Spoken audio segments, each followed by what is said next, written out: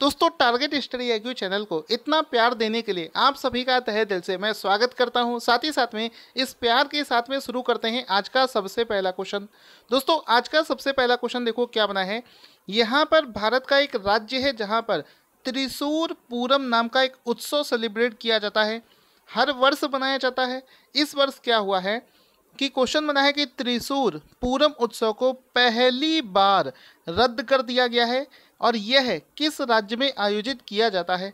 तो इसका right answer हो जाएगा, इसको भारत के राज्य केरला में सेलिब्रेट किया जाता है। हिंदुओं के द्वारा आयोजित किया जाने वाला ये त्यौहार बहुत ही धूमधाम से केरला में मनाया जाता है। जैसा कि अगर मैं आपको इसका फोटो दिखाऊं पिछले साल का, तो इसमें आप देख सकते हो, इसमें हाथी घोड़ा पालकी टाइप में एक बड़ी सी रैली निकाली जाती है जिसमें large number of Hindu people इसमें पार्टिसिपेट करते हैं। जैसा कि पिछले साल का फोटो आप देख सकते हैं, हजारों की संख्या में लोग इसको अटेंड करते हैं और बड़ी संख्या में यहाँ पर हिंदू रीति रिवाज से हाथी घोड़ा ये सब सजाकर इसमें एक बड़ी सी कह सकते हो यात्रा निकाली जाती है। चूँकि आपको पता है इस समय पूरे देश के अंदर में कोरोना वायरस को लेकर लॉकडाउन चल रहा है। ऐसी स्थिति में किसी भी गैदरिंग को सरकार की तरफ से अनुमति प्रदान नहीं की जाती है। हमारा भी ये फर्ज बनता है कि ऐसे समय पर ना तो चाहे हम किसी भी धर्म से बिलोंग करते हो, चाहे हिंदू हो चाहे मुस्लिम हो, किसी भी रिलीजियस एक्टिविटी में गैदर करने की ज़रूरत नहीं है। हालांकि अभी पिछले कुछ दिनों से आप लोग देख रहे होंगे कि जो जितनी भी मस्जिद हैं, काफ़ी न्यूज़ में आ रहा था कि जितनी भी मस्जिद हैं वो लोग इस चीज़ को फॉलो नहीं कर रहे हैं प्रॉपर तरीके से और कई जगह नमाज करते हुए लोग पाए गए हैं। तो ये चीज़ मेरे हिसाब से गलत है। आप लोग इसके बारे में क्या सोचते हैं वो अपना कमेंट करके राय बताइएगा। क्योंकि यहाँ पर देखो इसको भी इसी प्रकार से यहाँ पर ये जो त्रिशूर पूरम नाम का उत्सव है इसको अभी रद्द कर दिया गया है, वो भी हिस्ट्री में पहली बार। केरला इसका राइट आंसर हो गया था। आगे चलते हैं।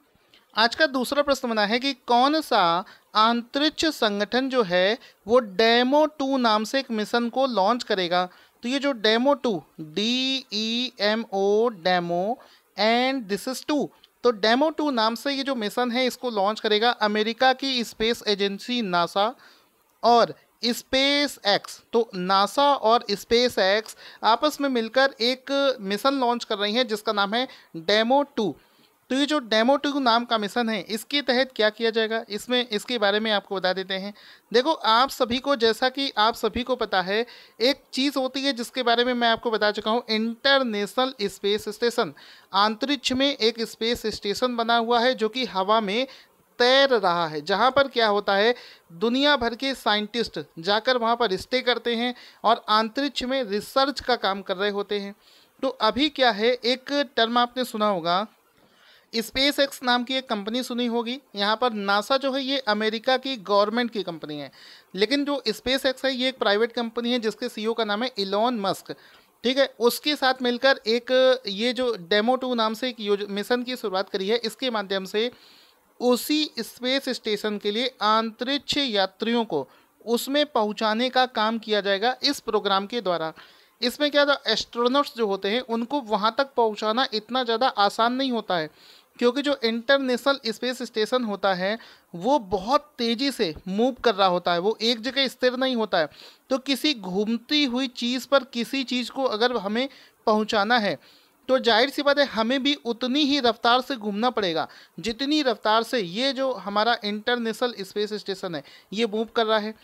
तो जब हम उसकी बराबर स्पीड करेंगे तब जाकर ये दोनों एक दूसरे के रिस्पेक्ट में रिलेटिव मोशन दोनों का 0 हो जाएगा, और जब दोनों का रिलेटिव मोशन 0 हो जाएगा तो एक दूसरे के प्रति ये एक दूसरे को रुकी हुई प्रतीत होंगी। उस केस में ही दोनों बाहर से आती हुई ऑब्जेक्ट और ये इसमें सामंजस्य बनाया जा सकता है। तो ये बहुत ही डिफ़िकल्ट होता है जिसके बारे में हम लोग डिटेल में कभी पढ़ेंगे। अगला क्वेश्चन है कि हाल ही में सामुदायिक रसोई, जिसको कम्युनिटी किचन के नाम से जाना जाता है, को जियो टैग करने वाला देश का पहला राज्य कौन सा बना है। तो इसका राइट आंसर हो जाएगा Uttar Pradesh. Option number B सही हो जाएगा। हाल ही में उत्तर प्रदेश के मुख्यमंत्री ने अनाउंस किया है कि पूरे प्रदेश के अंदर में जितने भी कम्युनिटी किचन हैं या फिर जितने भी कम्युनिटी सेंटर्स हैं उनको जियो टैग किया जाएगा।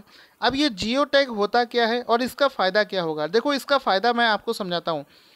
जब भी आपने गूगल मैप्स को खोला होगा तो गूगल पर जब आप जाएंगे तो आप सर्च कर सकते हैं अपने लोकल एरिया में जितने भी रेस्टोरेंट्स हैं, आप सर्च कर सकते हैं कितने एटीएम हैं, कितने होटल्स हैं, इन सभी को सर्च कर सकते हैं।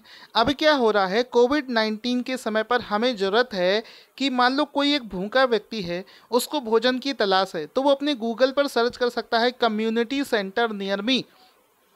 तो जैसे ही उसको कम्युनिटी सेंटर वहाँ पर गूगल पर शो होने लगेगी तो वो वहाँ पर जाकर अपना स्टे कर सकता है और भोजन प्राप्त कर सकता है।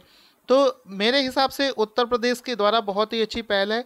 जियो टैग करने वाला पहला शहर बना है, राज्य बना है उत्तर प्रदेश। दोस्तों एक चीज़ मैं आपको बार बार बता चुका हूँ कि अगर आपने लॉकडाउन का सही से इस्तेमाल नहीं किया तो आपके अंदर ये बहुत बड़ा मलाल रह जाएगा कि आप प्रॉपर तरीके से इसको यूटिलाइज नहीं कर पाए। जैसा कि मैं आप सभी को बता चुका हूँ कि हमारे जनवरी, फरवरी और मार्च महीने का जो करंट अफेयर्स है उसका जो एक सिंगल पीडीएफ मैंने बनाया है उस पर अभी एक डिस्काउंट चल रहा है। 150 रुपये का जो पीडीएफ है मात्र 100 रुपये में आपको दिया जा रहा है, जिसका लिंक इस वीडियो के डिस्क्रिप्शन बॉक्स में दे रखा है। मुझे बहुत खुशी है कि डेली बेसिस पर लगभग 1500 से 2000 लोग इस पीडीएफ को परचेज़ करके पढ़ना शुरू कर चुके हैं। अगर आपने ऐसा नहीं किया है तो डिस्क्रिप्शन बॉक्स में जाकर इसको परचेज़ कर सकते हैं। मेरा नंबर भी दे रखा है, अगर आपको कोई दिक्कत होती है तो आप वहाँ पर मुझसे कॉल करके पूछ सकते हैं।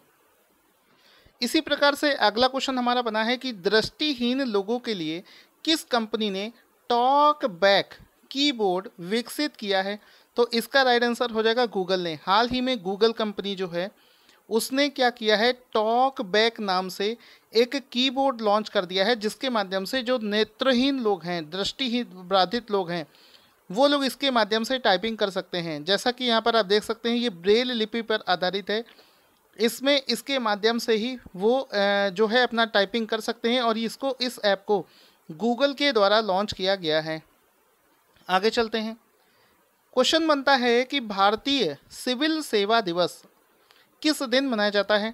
तो इंडियन सिविल सर्विसेज डे जो है, सिविल सेवा दिवस, ऑप्शन नंबर सी इसका राइट आंसर हो जाएगा।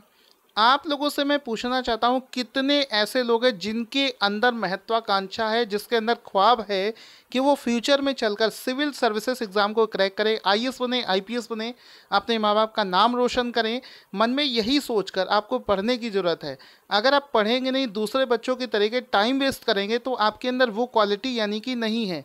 अगर आप वाकई आईएएस बनना चाहते हैं तो आपके अंदर एक ऐसी उमंग होनी चाहिए कि आप दूसरों से डिफरेंट होने चाहिए।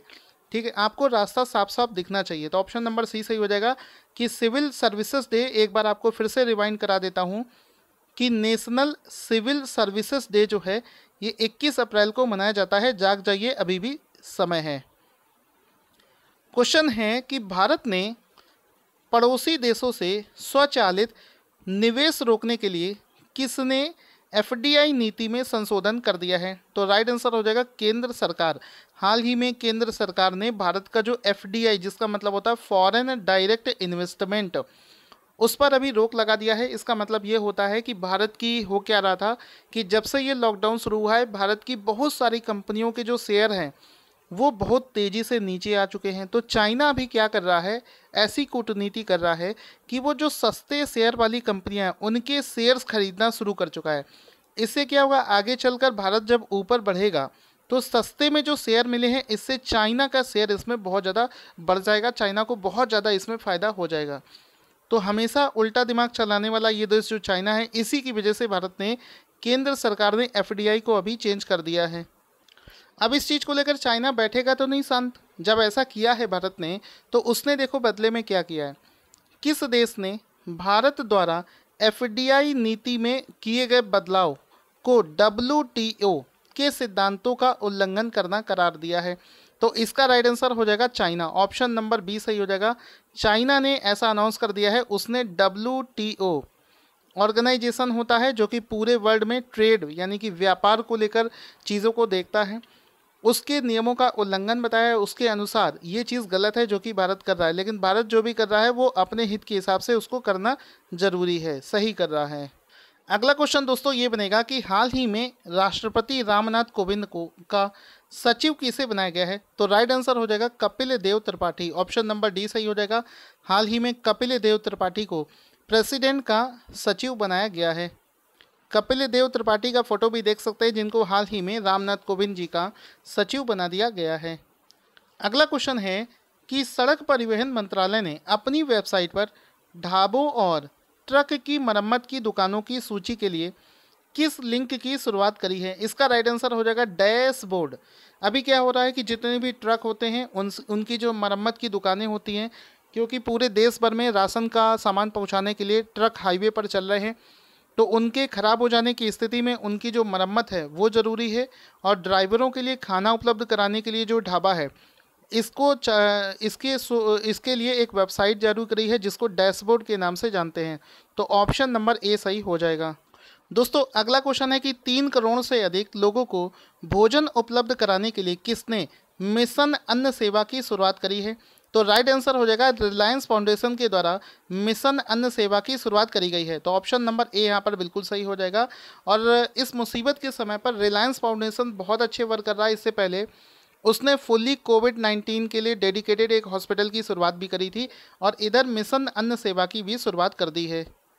दोस्तों आज का क्वेश्चन जिसका आंसर आपको देना है, कोविड-19 मरीजों को दवाइयां एवं भोजन परोसने के लिए किसने वार्ड बॉट विकसित किया है? अपना आंसर कमेंट बॉक्स में लिखना ना भूले।